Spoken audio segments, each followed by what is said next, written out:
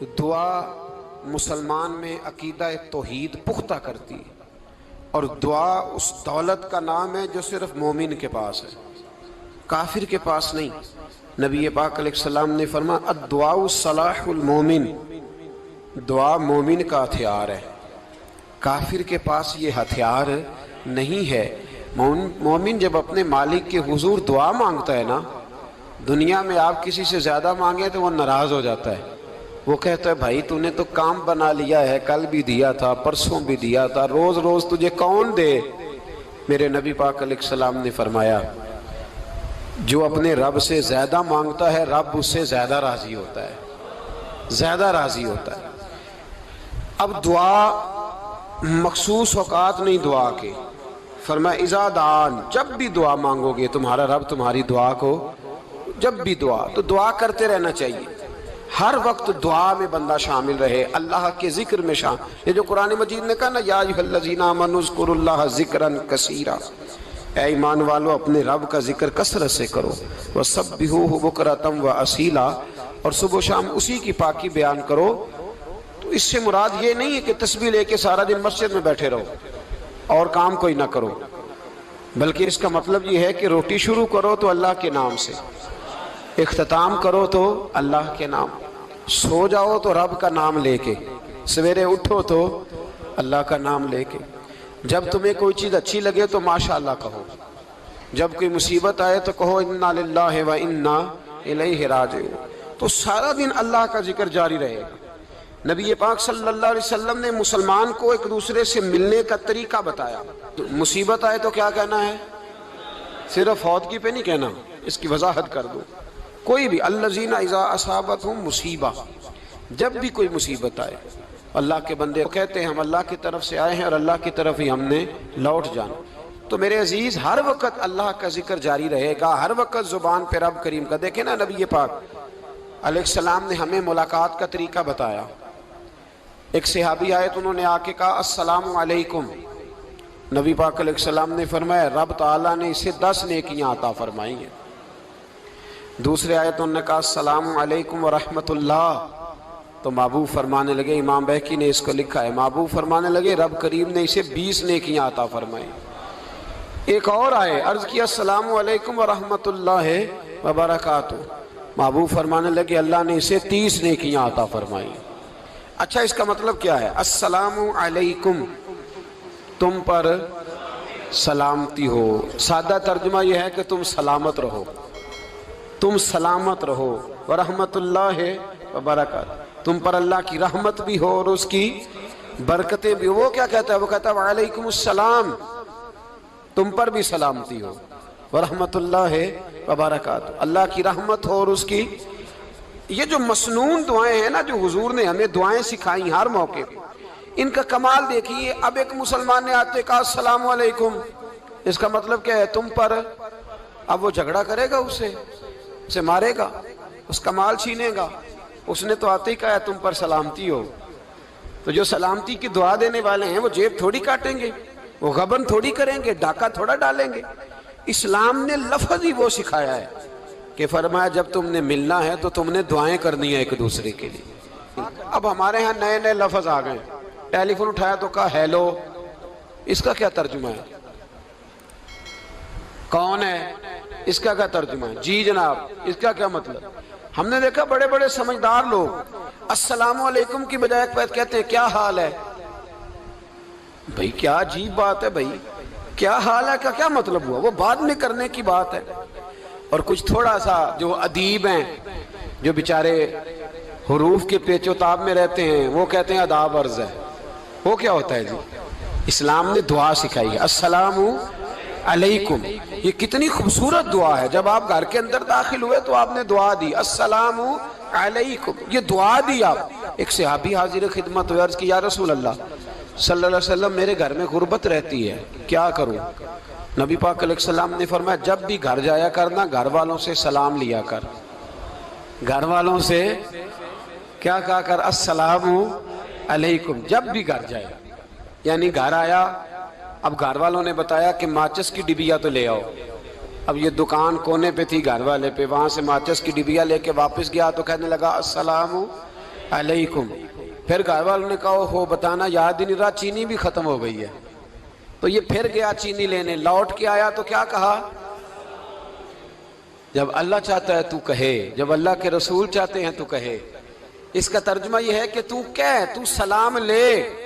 اللہ رسول چاہ رہے ہیں کہ تو سلام لے تاکہ تیرے گھر میں سلامتیاں ڈال دی جائیں.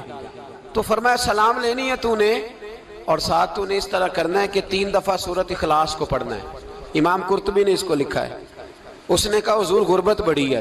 غربت بڑی ہے تو کہ وظیفہ بتائیں. فرمایا جب بھی گھر جاؤ سلام لو اور 3 دفعہ سورۃ اخلاص پڑھو. وہ صحابی کہتے ہیں میں پکا ہو گیا.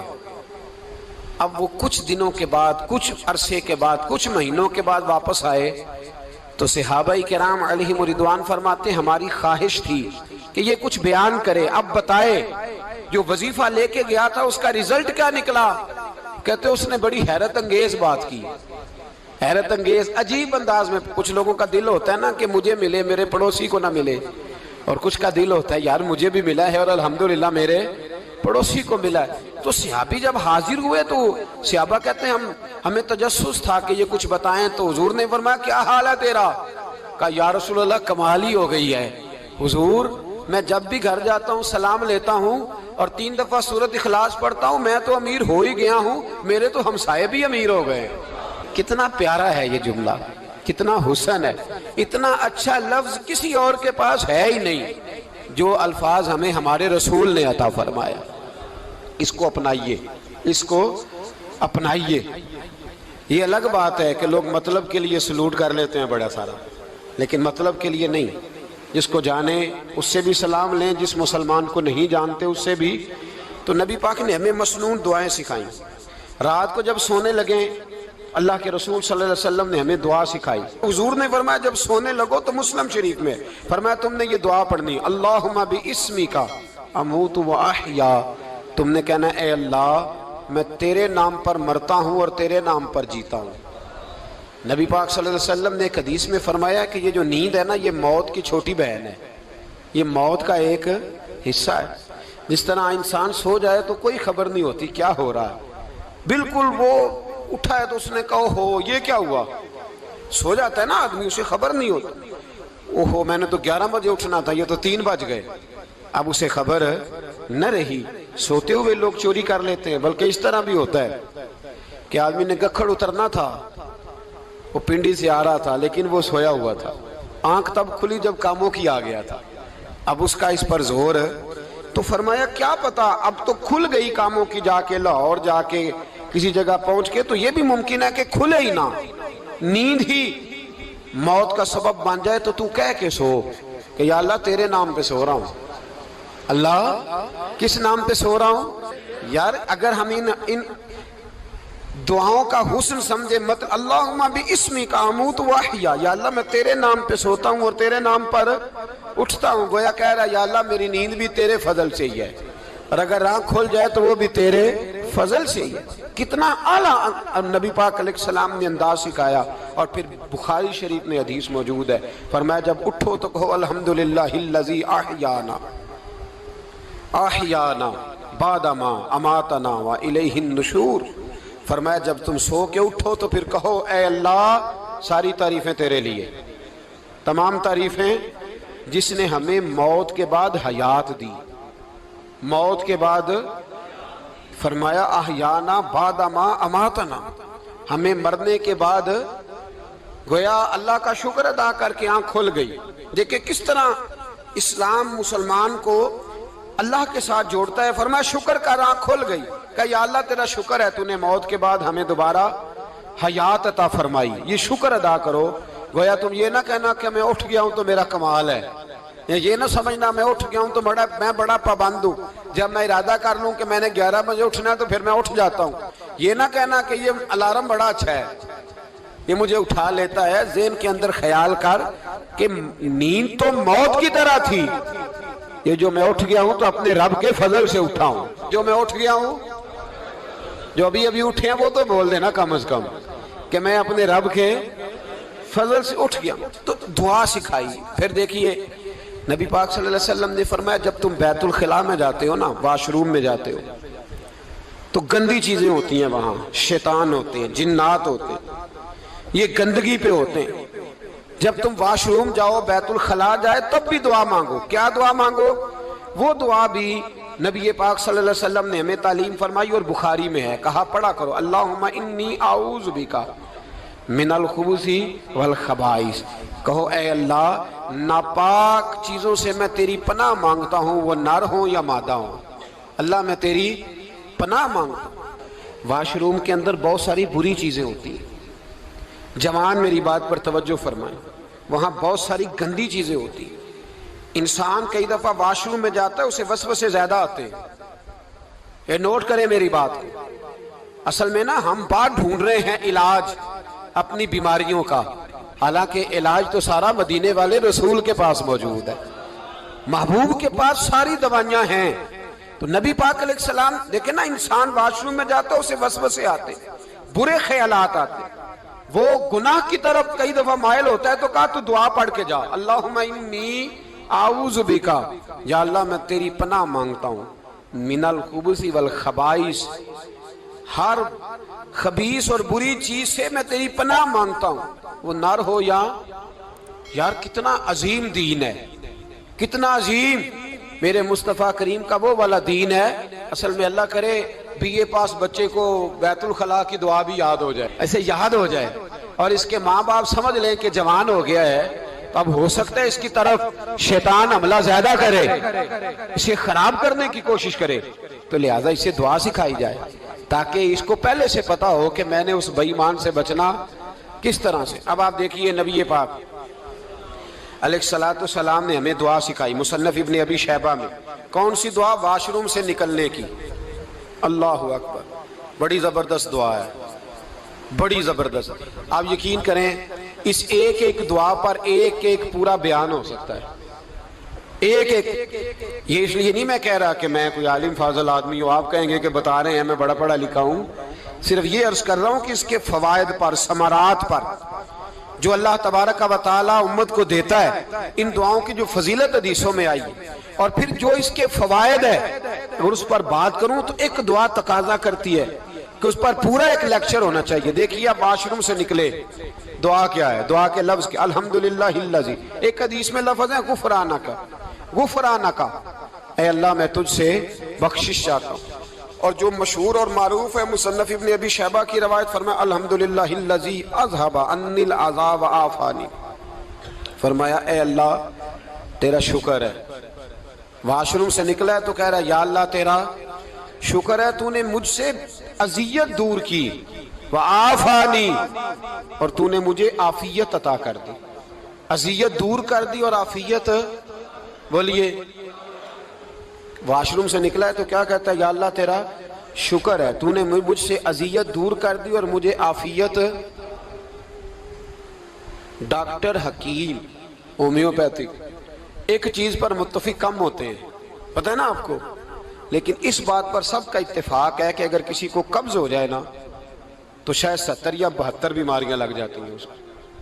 اور جب آدمی کو قبض ہوتی ہے نا، پیٹ کے اندر فضلہ جم جاتا ہے، خارج نہیں ہوتا، اس کو اعصاب کی بیماری ہوتی ہے، اس کے ذہن پر اثر ہوتا ہے اس چیز کا۔